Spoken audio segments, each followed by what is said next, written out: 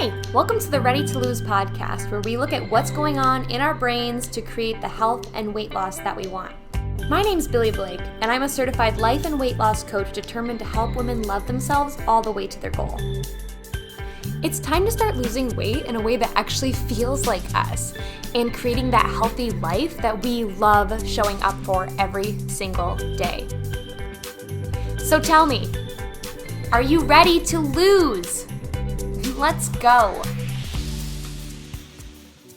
Today we are talking about why you fight your own success so freaking much. And half the time, you're doing it in the name of self-love. Treating yourself, caring for yourself, I deserve it mentality. Heck no. This is an extremely common way that I see women sabotaging themselves while losing weight. The idea that doing whatever feels easiest or what feels best in the moment is caring for ourselves or being kind to ourselves or even loving ourselves, when really it's keeping you from the things that you really want in your life. And it's even keeping you from being the person that you truly want to be or even the person that you were meant to be. So welcome or welcome back. If you are ready to ditch the excuses and those old food habits, and you're ready to create results in 2026, you are in the right place. Let's talk about why you resist your own success so freaking much and what we're gonna do about it so you can get out of your own way. Because your number one obstacle to the weight loss, the health that you want, it's you. You know that's true. As much as we wanna blame it on our partner or our family or our friends or our job, or even the weather, like hello cold, snowy weather that make my outdoor walks feel awful, kind of like torture. We know that the real reason we get stuck or we don't make progress is that we are getting in our own way. And there's a reason why we do this. You have two parts to your brain. You actually have way more than two parts to your brain, but for the sake of this episode, we're going to talk about two of them. You have the primitive part of your brain, and then you have a planning, more evolved part of your brain. The primitive part of your brain is very instinctual, and it is focused on survival. Things that actually did help us evolve and survive as a species. So this part of your brain, it wants you to stay safe, feel comfortable, conserve energy, things that in the past would, one, keep you from dying. Okay, yes, first and foremost, most important. But also they would force you to go out and get food, find shelter. These instincts created the urge to procreate and keep our species going. It also made you wary of dangers, so you weren't putting yourself in danger situations. But in today's world, these same things now keep us from growing. The things that used to help us make progress are now keeping us stuck. Because you don't need to go out and search for food or even connection. Good food can be delivered to your door. You can scroll and get a little hit of connection online. You can watch TV and be entertained. The things that we crave are now also amplified. Not only do we crave food, we have this extra tasty, delicious food, and we don't even need to leave our homes to get it. Our TVs, our phones, everything is so quick and it's at our fingertips, and it keeps us from feeling bored. So we never have to leave to find something to entertain us or stimulate us in that way. We don't even need to go see our friends or our family. We can see them right on our little screens. So yeah, the part of our brain that is in charge of survival so we could progress and evolve is now the part that is keeping you from evolving. It's keeping you from the things that you really want in your life by keeping you comfortable. And when I say this, it makes sense, right? Like we can logically see this, understand this, but y'all, in the moment, these things feel so strong. They feel stronger than any goal. Even your biggest, most passionate goal won't feel this strong as some of these urges do. The urge to stay comfortable, stay safe, and not use energy. And I don't say that to be a downer, but to really emphasize that you can want your goals so freaking bad and still fall into these urges, these survival instincts. You can still fall victim to your own brain. Now, there's another part of your brain that does dream, that has goals, that has really good plans for how to reach those goals too. This part of your brain does crave more. This is where our modern day evolution lives, and that is called your prefrontal cortex. And it's always creating, thinking, problem solving. It wants more for you, not because you're not good enough now, but because you are so capable now, that you were born worthy, you were born capable, you were born for that thing that you keep dreaming about. This part of your brain puts those dreams in there, those dreams and those wants, and it knows you're meant for that.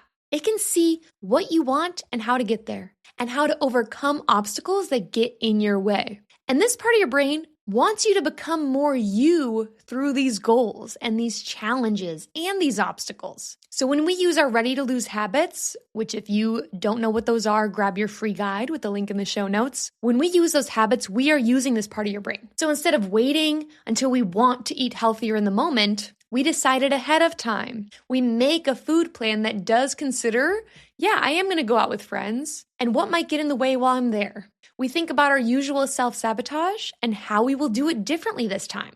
That's why we decide our food ahead of time. Because in the moment, your primitive brain will win out. Your primitive brain is the loudest in the moment, where that planning part of your brain, your prefrontal cortex, that is loudest when you are planning and thinking ahead. A perfect example of the differences between these two parts of your brain actually came up with a new one-to-one client on her first call. So our first session of coaching is spent mapping out your plan to reach your goal. We use that planning part of your brain and also the planning part of my brain to compare your goal to where you are now and make a plan for how you're going to get there. So while we're doing this though, this client was thinking about her current food habits, and she was talking about how she is always choosing what feels best in the moment right now. And so I asked her to elaborate on that. Like, what do you mean you choose what feels best? What does that mean? And her answer was, whatever I'm craving. If I want something salty, I eat something salty. If I want something sweet, I eat something sweet. If I had a stressful day, I think what's going to make me feel better in this moment. Okay, so that's where she is now. And obviously we're going to work through that to get her where she wants to go. Future her is not doing that.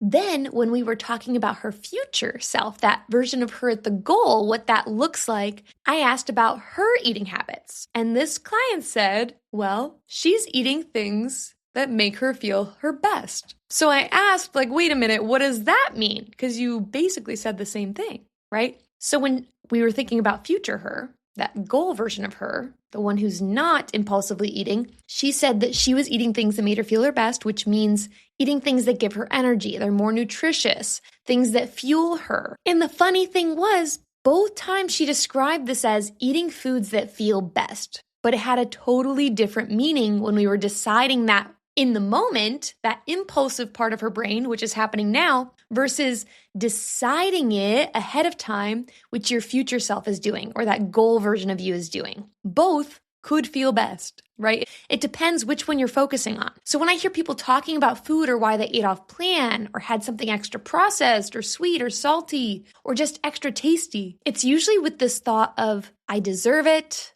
I want to treat myself. This is self-care. This is self-love. It sounds so good, so justified, right? So is it more loving to indulge with food and stay where you are, or to bet on yourself, take uncomfortable action, and reach your goals, or set up future you to feel her best? It is a decision. Which part of you are you going to be caring for or nurturing? Because your brain is designed to want what's easiest and safest. But is that what you really want? Of course, you're going to resist going after your goals. You're going to resist success. But does that mean you can't do it? No, it doesn't. It just is normal that you're going to want to do that. But that doesn't mean that's what we have to do.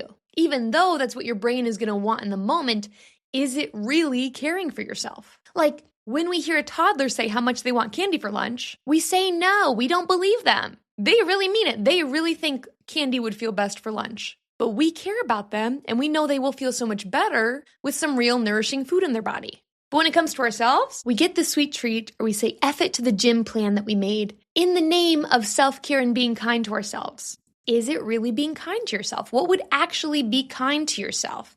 And I'm not saying when you choose the other thing, because sometimes people are like, I must be punishing myself. I must not really care for myself. No. That's not true. I do believe that you care for yourself. That's why you're here. That is why you're here listening to this and doing this work and trying to lose weight. But the problem you're facing right now is that you are believing it every time you think a sweet treat sounds good. You are thinking that that's self-care because that's just what you really want in the moment. You are listening to the toddler. So part of what I do with our one-to-one coaching clients is I guide them how to overcome these instincts each week. Because that's what it is. It's that instinctual, primitive part of your brain. Don't do the hard thing. We don't have to go to the gym right now. Do you really want to cook, or should we just order takeout? We overcome those instincts each week so that they can follow through with the plans they create and make decisions from that goal-focused part of their brain. Sometimes I do hear women say that they think they must be punishing themselves with food, that they feel they don't deserve to feel good in their body or around food, and maybe that's why they keep eating like this. But that's never the case. Maybe you've had a similar thought. But if anything, what you're really doing is trying to survive. Going for a goal, especially one that means a lot to you and feels extra hard, is scary. It is terrifying. It is going to be uncomfortable. And self-sabotaging by eating keeps you from having to face that discomfort. That is what I was doing for years. As most of you know, I really hated my job. I did not connect with it. On top of just not connecting with the work I was doing, I was also beating myself up about it every day.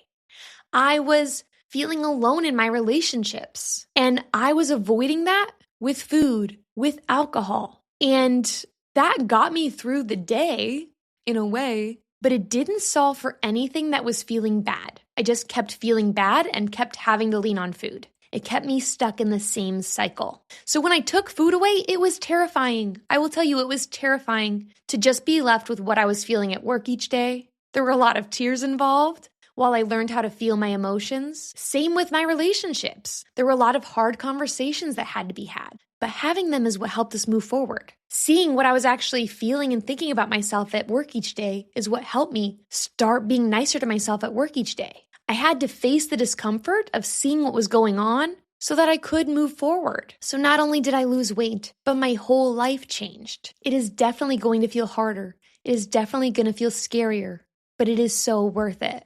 So if you want to break up with self-sabotage in 2026 and finally lose weight, you've got to join us in one-to-one coaching. That is where you will get the guidance and support you need to become someone who does nurture her goals and dreams more than her survival instincts. Become someone who does do what she says she's going to do instead of listening to the toddler and going for whatever sounds best in the moment.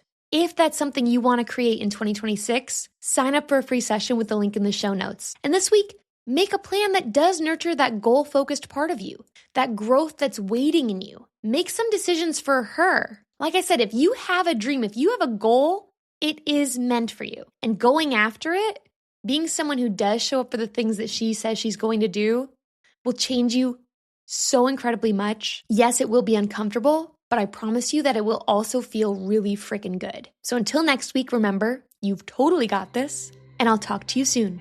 Bye!